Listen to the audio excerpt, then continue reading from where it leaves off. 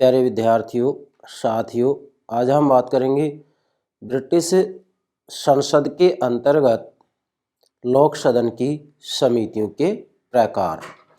अर्थात जब हम ब्रिटिश संसद का अध्ययन करते हैं तो सर्वप्रथम ये बात स्पष्ट होनी चाहिए कि ब्रिटेन में द्विसदनीय व्यवस्थापिका के सिद्धांत को अपनाया गया है। मतलब वहाँ संसद के दो सदन हैं। प्रथम सदन लोक सदन है जिसे निम्न सदन भी कहा जाता है, और द्वितीय सदन लॉर्ड सभा है जिसे उच्च सदन भी कहा जाता है। आज के लेक्चर में हम लोक सदन की समितियों के प्रकार से संबंधित वार्ता करेंगे, जो कि प्रत्येक प्रकार की प्रतियोगिता परीक्षा में किसी न किसी रूप में अवश्य ही पूछा जाता है। तो सर्वप्रथम मेरे प्राणों से प्यारे विद्यार्थी, प्रतिदिन जो हम एक लेक्चर हमारे यूट्यूब चैनल पर अपलोड करते हैं उसकी जानकारी आपको हो, इसके लिए हमारे यूट्यूब चैनल को सब्सक्राइब अवश्य कीजिएगा। आशा करता हूँ आपने सब्सक्राइब कर दिया होगा। Thank you very much, thank you very much. Yes, British संसद लोक सदन की समितियों के प्रकार। पिछले लेक्चर में हमने आपको ब्रिटेन में समिति व्यवस्था की क्या उपयोगिता है, समितियों का विकास कैसे हुआ है, इन सब के बारे में समझा दिया था। इसी के साथ में अमेरिका की समिति व्यवस्था और ब्रिटेन की समिति व्यवस्था का तुलनात्मक अध्ययन से संबंधित वीडियो भी मैंने अपलोड कर दी है, आप प्लेलिस्ट में देखिएगा, अमेरिकी संविधान के अंतर्गत। ठीक है डियर स्टूडेंट्स, ध्यान दें। हमने ब्रिटेन में विधि निर्माण की जो प्रक्रिया समझाई थी उस समय आपको अवगत करवाया था कि भाई ब्रिटेन में द्वितीय वाचन के बाद में विधेयक को समिति के पास में प्रस्तुत किया जाता है। अमेरिका की बात आती है तो अमेरिका में प्रथम वाचन के बाद में विधेयक को समितियों के पास में भेजा जाता है। यह बात आपको विशेष रूप में ध्यान रखनी है। तो मैंने यहाँ डायग्राम तैयार किया है द्वितीय वाचन समिति स्तर। मतलब ब्रिटेन में वास्तविक रूप में विधेयक को द्वितीय वाचन के बाद में समिति के पास में निश्चित रूप में भेजा ही जाता है। जब आप विधि निर्माण की प्रक्रिया का अध्ययन करते हैं तो वास्तविक रूप में पूरी दुनिया की यदि हम बात करें तो 3 वाचन होते हैं, एक समिति स्तर होता है, इसी के साथ में वहाँ का जो राज्याध्यक्ष होता है उसके हस्ताक्षर निश्चित रूप से करवाए जाते हैं और दोनों सदनों से पारित होना अति आवश्यक है। बाकी ब्रिटेन में विधि निर्माण की क्या प्रक्रिया है इसके ऊपर मैंने अलग से वीडियो अपलोड कर दिया है। अमेरिका में विधि निर्माण की क्या प्रक्रिया है इसके बारे में भी मैंने अलग से वीडियो अपलोड कर दिया है, प्लेलिस्ट में देखिएगा। आज तो हम केवल ब्रिटेन के अंतर्गत जो वहाँ के संसद का प्रथम सदन है लोक सदन, उस लोक सदन में समितियों के कितने प्रकार हैं उसकी चर्चा करेंगे। तो ध्यान दें डियर स्टूडेंट्स, मैंने यहाँ नोट भी कर दिया है। ब्रिटिश लोक सदन अर्थात कॉमन सभा में 5 प्रकार की समितियों की स्थापना की गई है। कितने प्रकार की समितियां हैं लोक सदन में? 5 प्रकार की समितियों की स्थापना की गई है। नोट कीजिएगा कितने प्रकार की, निश्चित 5 प्रकार की, जिसमें मैंने आपके लिए 5 प्रकार की जो समितियां हैं इनके नाम नोट कर दिए हैं और इनसे संबंधित जो महत्वपूर्ण बातें वो सब मैंने नोट कर दी हैं। अब एक एक को मैं इस रूप में समझाऊंगा कि भाई समितियों से संबंधित किसी भी रूप में प्रश्न पूछा जाए आपका आंसर गलत नहीं हो सकता। तो यहाँ सबसे जो पहली समिति है उसका नाम है समस्त सदन की समिति। नाम से स्पष्ट हो रहा है समस्त सदन की समिति। मतलब इसके अंतर्गत वास्तविक रूप में जब लोक सदन समिति के रूप में कार्य करता है तो उसमें सभी सदस्य सम्मिलित होते हैं। लोक सदन की सदस्य संख्या कितनी है? 650 है। परंतु भाई वास्तव में लोक सदन जब समिति के रूप में कार्य करता है और सामान्य रूप में लोक सदन में जब कार्यवाही की जाती है तो इन दोनों में बड़ा अंतर होता है, ये ध्यान रखना है आपको। तो मैंने यहाँ प्रारंभ ही बात नोट कर दी है क्या कि कॉमन सभा की मतलब लोक सदन की अध्यक्षता स्पीकर करता है। जब लोक सदन सामान्य रूप में कार्यवाही की जाती है लोक सदन के अंतर्गत, मतलब हम ये कहेंगे कि एक तरफ तो लोक सदन समस्त सदन की समिति के रूप में कार्य करे और एक लोक सदन के द्वारा सामान्य रूप में कार्य किया जाता है। तो इन दोनों में बड़ा भारी अंतर है। क्या अंतर है कि कॉमन सभा की अध्यक्षता तो कौन करता है? स्पीकर करता है। क्लियर है नहीं ये बात? तो भाई लोक सदन की अध्यक्षता कौन करता है? स्पीकर करता है। लोक सदन का जो अध्यक्ष होता है उसे स्पीकर कहा जाता है। परंतु जब लोक सदन समस्त सदन की समिति के रूप में बैठती है तब chairman of the committee of ways and means इसकी अध्यक्षता करता है। नोट कीजिएगा, एग्जाम पूछ लिया जाता है। मैंने देखा है विशेषकर विद्यार्थी गलती कर बैठते हैं। भाई वास्तविक रूप में लोक सदन की कॉमन सभा की जो अध्यक्षता करता है वो तो कौन करता है? स्पीकर करता है। परंतु जब यही लोक सदन समस्त सदन की समिति के रूप में कार्य करने बैठती है तब उसकी अध्यक्षता स्पीकर नहीं करता है। ये ध्यान रखें। तो कौन करता है? जब लोक सदन समस्त सदन की समिति के रूप में बैठती है तब chairman of the committee of ways and means उसकी अध्यक्षता करता है। नोट कीजिएगा, ये पहला अंतर हो गया। दूसरा अंतर क्या है? वास्तविक रूप में जब लोक सदन समस्त सदन की समिति के रूप में कार्य करने बैठती है उस समय इसके नियम उदार हो जाते हैं। इस समय लोक सदन के नियम उदार हो जाते हैं। क्या हो जाते हैं? कि वास्तव में एक प्रश्न पर एक से अधिक बार बोलने की स्वतंत्रता दे दी जाती है जब लोक सदन समस्त सदन की समिति के रूप में कार्य करता है। लेकिन जब लोक सदन के रूप में ही कार्य करता है तो उस समय एक प्रश्न पर एक से अधिक बार बोलने की अनुमति नहीं दी जाती है। ये दो अंतर होते हैं। कब? जब लोक सदन सामान्य रूप में कार्य करता है उस रूप में अलग स्थिति होती है, और जब लोक सदन वास्तव में समस्त सदन की समिति के रूप में कार्य करने बैठती है तब स्थिति अलग होती है। तो ये दो अंतर पाए जाते हैं इनमें। नोट कीजिएगा, ये एग्जाम पूछ लिया जाता है। इसके बाद में आप ध्यान देंगे क्या कि भाई 1945 से निम्न विधेयक रखे जा सकते हैं इसके अंतर्गत। मतलब 1945 में ये निश्चित कर दिया गया, क्या निश्चित कर दिया गया कि भाई कौन कौन से विधेयक समस्त सदन की समिति के सामने प्रस्तुत किए जाएंगे। 1945 में ये निश्चित कर दिया गया है। और 1945 से निम्न विधेयक जो है समस्त सदन की समिति में रखे जा सकते हैं। कौन कौन से? नोट कीजिएगा। एक तो होता है आय और व्यय से संबंधित जो विधेयक होता है वह समस्त सदन की समिति के सामने प्रस्तुत किया जा सकता है। दूसरा है अस्थायी आदेशों की पुष्टि से संबंधित विधेयक समस्त सदन की समिति के पास में प्रस्तुत किया जा सकता है। तीसरा है अत्यंत शीघ्र पारित करने वाले जो विधेयक होते हैं वह समस्त सदन की समिति के सामने प्रस्तुत किए जा सकते हैं। इसी के साथ में एक धारा वाले विधेयक समस्त सदन की समिति के सामने प्रस्तुत किए जा सकते हैं। इसी के साथ में उच्च कोटि के वैधानिक महत्व वाले विधेयक समस्त सदन की समिति के सामने प्रस्तुत किए जा सकते हैं। ये नोट कीजिएगा। अब इसमें जितनी भी महत्वपूर्ण बातें हैं वो सारी सम्मिलित हो गई हैं।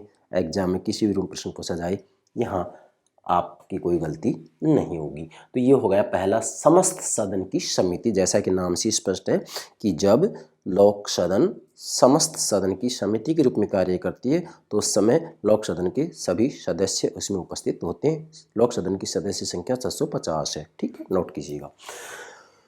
दूसरी प्रकार की जो समितियां हैं लोक सदन में वो हैं स्थायी समितियां। नाम से ही स्पष्ट हो रहा है स्थायी समितियां। तो सबसे पहले तो इसमें महत्वपूर्ण बात नोट कीजिएगा कि जितने भी साधारण विधेयक होते हैं, जितने भी साधारण विधेयक होते हैं वो द्वितीय वाचन के बाद में स्थायी समितियों के सामने प्रस्तुत किए जा सकते हैं। ठीक है, द्वितीय वाचन के बाद में। अब इसमें महत्वपूर्ण बातें क्या हैं? इसमें वास्तव में 5 स्थायी समितियां होती हैं। स्थायी समितियों की बात आती है तो लोक सदन में स्थायी समितियों की संख्या कितनी है? निश्चित 5। इनके नाम क्या है? नोट कीजिएगा। कै नामक समितियां, ख नामक समितियां, गै नामक समितियां, घ नामक समितियां, 4 हो गई। और 5वीं का नाम है स्कॉटिश मामलों की समिति। ध्यान दीजिएगा, स्कॉटिश मामलों की समिति। ये 5 प्रकार की स्थायी समितियां हैं। इन स्थायी समितियों में जो सदस्य संख्या होती है वो 30 से लेकर 50 होती है। मैंने नोट कर दिया 30 से लेकर 50 इनकी सदस्य संख्या होती है पांचों समितियों में। इसके बाद में इन्हीं समितियों के अंतर्गत पांचों में 15 से 20 सदस्य विशेषज्ञ भी होते हैं, विधि विशेषज्ञ होते हैं। कितने? 15 से 20 सदस्य ऐसे होते हैं जो कि वास्तव में विषय विशेषज्ञ होते हैं, नोट कीजिएगा। और इसके सदस्य एक चयन समिति द्वारा नियुक्त किए जाते हैं। आप ध्यान दीजिएगा, मतलब जो ये स्थायी समितियां है ना, 5 हैं, इसके सदस्य एक चयन समिति के द्वारा नियुक्त किए जाते हैं। किसके द्वारा? नोट कीजिएगा, यहाँ एक चयन समिति के द्वारा नियुक्त किए जाते हैं। अगली बात, जो ये स्थायी समितियां होती हैं इनके अध्यक्षों की नियुक्ति, 5 समितियां हैं ना, अध्यक्ष की नियुक्ति स्पीकर द्वारा की जाती है। नोट कीजिएगा, जो ये स्थायी समितियां हैं ना, 5 स्थायी समितियां, कै खे गै घ और स्कॉटिश मामलों की समिति, तो इनके जो अध्यक्ष होते हैं ना, इस अध्यक्ष की जो नियुक्ति की जाती है वो स्पीकर के द्वारा की जाती है। लोक सदन का जो अध्यक्ष होता है वो स्पीकर कहलाता है, लोक सदन का जो अध्यक्ष होता है स्पीकर कहलाता है। तो उस स्पीकर के द्वारा जो ये 5 स्थायी समितियां होती हैं, इन 5 स्थायी समितियों के अध्यक्षों की नियुक्ति की जाती है। किसके द्वारा? स्पीकर के द्वारा, अध्यक्ष के द्वारा, लोक सदन के अध्यक्ष के द्वारा। ठीक है। अगली बात, यहां जो स्थायी समितियां होती हैं ये भाई विधेयक को रद्द नहीं कर सकती हैं। नोट कीजिएगा, ये विधेयक को रद्द नहीं कर सकती, जबकि अमेरिका के अंतर्गत विधेयक को रद्द किया जा सकता है। क्यों? अमेरिका में समितियां बहुत ज्यादा शक्तिशाली होती हैं, समितियों के स्तर पर ही ज्यादातर विधेयक रद्दी की टोकरी में डाल दिए जाते हैं अमेरिका में, जबकि ब्रिटेन में ऐसा नहीं है। तो ध्यान दें, विधेयक रद्द नहीं किए जा सकते हैं, संशोधन प्रस्तुत कर सकती है, अर्थात स्थायी समितियां विधेयक में संशोधन प्रस्तुत कर सकती हैं, परंतु यहाँ ये लोक सदन के ऊपर निर्भर करता है कि वह स्थायी समितियों के द्वारा विधेयक में जो संशोधन करने की बात की गई है उसको स्वीकार करे या अस्वीकार करे। ये लोक सदन के ऊपर निर्भर करता है, परंतु प्रायः सिफारिश मान ली जाती है। परंतु यहाँ मैंने क्यों लिखा है कि प्रायः सिफारिश मान ली जाती है? इसका मतलब ये है कि स्थायी समितियों के द्वारा विधेयक के अंतर्गत जो संशोधन की बात की जाती है उस संशोधन को प्रायः लोक सदन के द्वारा स्वीकार कर लिया जाता है। ये बात आपको नोट करनी है। ठीक है, तो ये हो गई आपकी स्थायी समितियां जिनकी संख्या 5 है। ठीक है, सदस्य संख्या 30 से 50 होती है और 15 से 20 इसके अंतर्गत जो है विषय विशेषज्ञ होते हैं। ये जो स्थायी समितियां होती है विधेयक को रद्द नहीं कर सकती हैं, उसको वापस प्रस्तुत करना पड़ता है लोक सदन के सामने। हाँ, इतना हो सकता है कि उसमें संशोधन प्रस्तुत कर सकते हैं और उस संशोधन को प्रायः लोक सदन के द्वारा स्वीकार कर लिया जाता है। क्लियर। तीसरी समिति कौन सी होती है? प्रवर समितियां। नोट कीजिएगा, तीसरे प्रकार की समितियां कौन सी होती है लोक सदन में? प्रवर समितियां। नोट कीजिएगा, प्रवर समितियां। अब ध्यान दें, प्रवर समितियां उन विधेयकों पर विचार के लिए बनाई जाती हैं जिनके सिद्धांत कुछ क्रांतिकारी परिवर्तन लाने वाले हों। नोट कीजिएगा, बहुत महत्वपूर्ण बात है। क्या? कि जो प्रवर समितियां होती हैं ना भाई, ये किसके लिए बनाई जाती हैं? इनका गठन किसके लिए किया जाता है? नोट कीजिएगा, प्रवर समितियां उन विधेयकों पर विचार के लिए बनाई जाती हैं। क्या कहा है मैंने? प्रवर समितियां उन विधेयकों पर विचार के लिए बनाई जाती हैं जिनके सिद्धांत कुछ क्रांतिकारी परिवर्तन लाने वाले हों, उसके लिए प्रवर समितियां गठित की जाती हैं। और इन प्रवर समितियों में जो सदस्य होते हैं वो 15 सदस्य होते हैं। अब इसके बाद में इसकी जो सिफारिश है, मानना न मानना सदन की इच्छा पर निर्भर करता है। अर्थात प्रवर समितियों के द्वारा जो सिफारिश की जाती है कि भाई विधेयक में ये परिवर्तन किया जाए, ये संशोधन किया जाए, धाराओं में ये परिवर्तन किया जाए, तो ठीक है, प्रवर समितियां सिफारिश तो करेंगी लोक सदन से कि भाई इन विधेयकों में ये परिवर्तन किया जाए, ये संशोधन किया जाए, लेकिन उस सिफारिश को मानना न मानना सदन की इच्छा पर निर्भर है। मतलब लोक सदन प्रवर समितियों के द्वारा जो सुझाव दिए गए हैं, जो संशोधन की बात की गई है, उनको मानना या न मानना लोक सदन की इच्छा के ऊपर निर्भर करता है। जबकि यहाँ स्थायी समितियों के अंतर्गत मैंने नोट किया था कि प्राय सिफारिश मान ही ली जाती है, जबकि यहाँ पर ऐसा कुछ भी नहीं है प्रवर समितियों के अंतर्गत। इसके बाद में अगली जो बात इसमें आ रही है क्या, कि कार्य पूरा करने के बाद ये समाप्त हो जाती हैं। कौन भाई, प्रवर समितियां वास्तविक रूप में जिन विधेयकों पर विचार करने के लिए गठित की जाती हैं, इसके बाद में उन समितियों का अर्थात प्रवर समितियों का वो कार्य पूरा हो जाता है, पूर्ण हो जाता है, संपन्न हो जाता है, तो फिर ये अर्थात प्रवर समितियां क्या हो जाती हैं, समाप्त हो जाती हैं। यहाँ एक बात और ध्यान रखना है कि ब्रिटेन में लोक सदन के अंतर्गत जो प्रवर समितियां हैं, वो प्रवर समितियां भी दो प्रकार की हैं, तदर्थ प्रवर समितियां और सत्रांतक विशिष्ट समितियां। ये एग्जाम पूछ लिया जाता है, तदर्थ प्रवर समितियां और सत्रांतक विशिष्ट समितियां। जैसा कि नाम से स्पष्ट है, तदर्थ ये वास्तविक रूप में कुछ समय के लिए विधेयक के ऊपर विचार करने के लिए गठित की जाती हैं, कार्य पूरा होने पर समाप्त हो जाती हैं, और ये सत्र के अंत में समितियां समाप्त हो जाती है, जिसका नाम भी रखा है सत्रांतक विशिष्ट समिति। सत्रांतक सत्र के अंत में सत्रांतक विशिष्ट समितियां दो प्रकार की होती हैं। इसके बाद में ये तीन प्रकार कंप्लीट हो गए। पहला समस्त सदन की समिति, दूसरा स्थायी समितियां, तीसरा प्रवर समितियां। तीन समिति हो गई।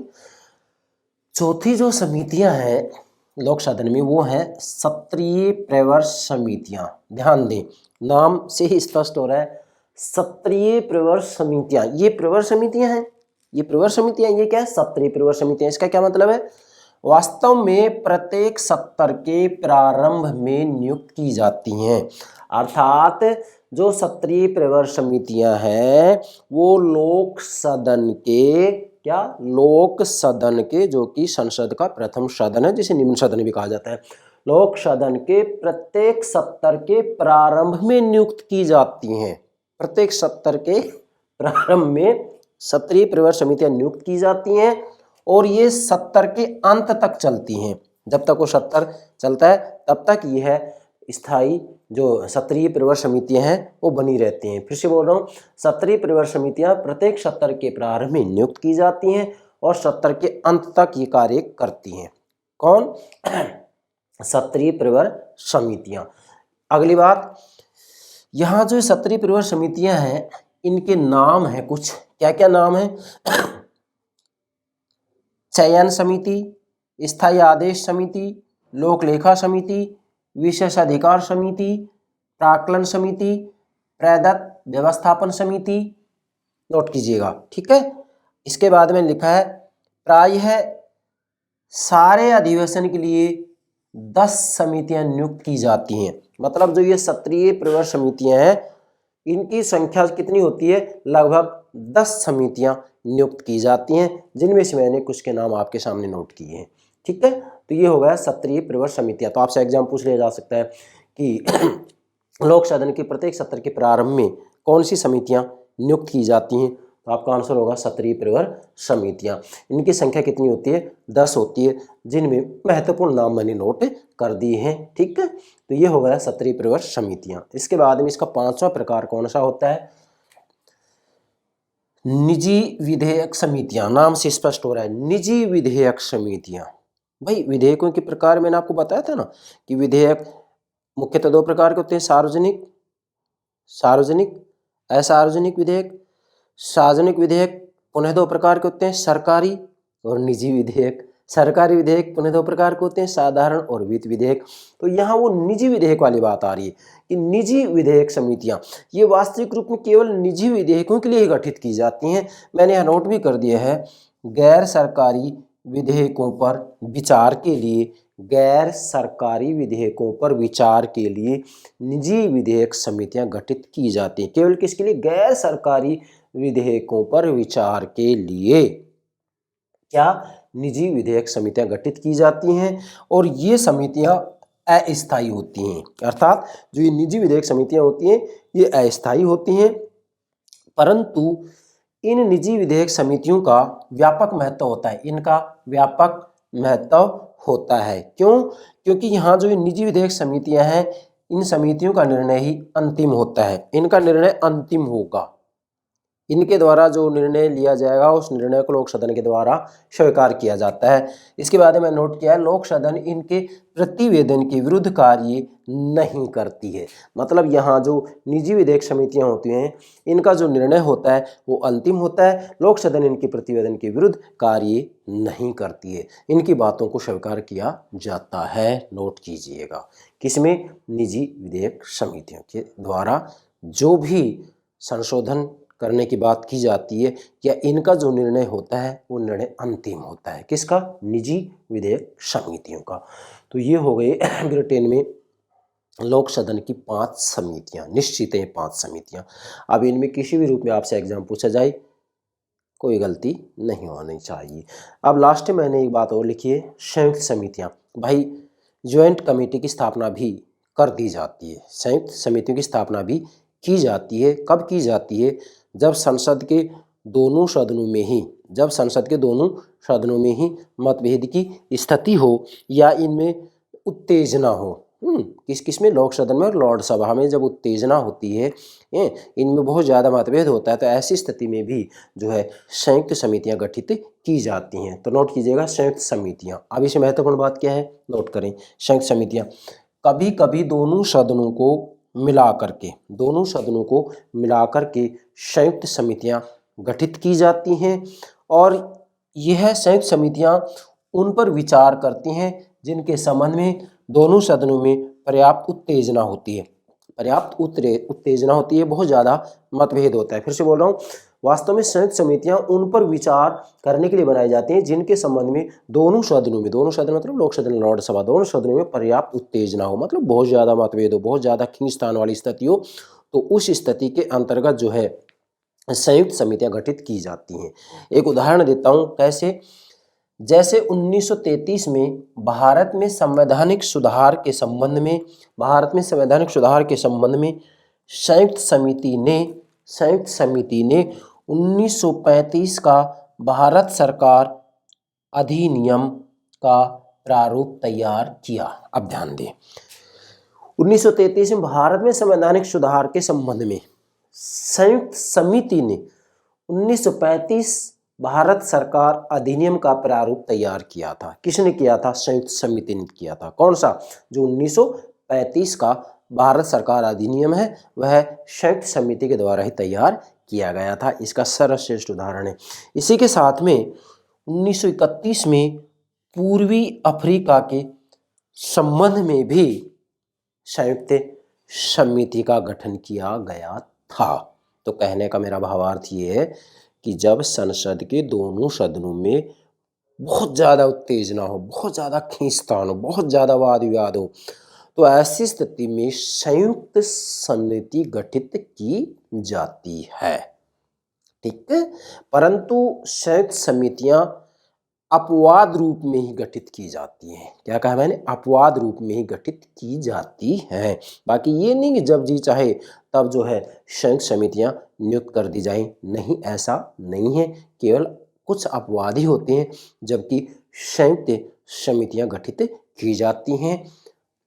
तो यहाँ मूल बात ये ध्यान रखनी है कि ब्रिटेन के अंतर्गत लोक सदन में मुख्यतया 5 प्रकार की समितियों की स्थापना की गई है, जिनको कि मैंने ठीक से आपको समझा दिया है। पुनः एक बार दोहरा रहा हूँ, नंबर 1 समस्त सदन की समिति है, नंबर 2 स्थायी समितियां हैं, नंबर 3 प्रवर समितियां हैं, नंबर 4 सत्रीय प्रवर समितियां हैं, नंबर 5 निजी विधेयक समितियां हैं।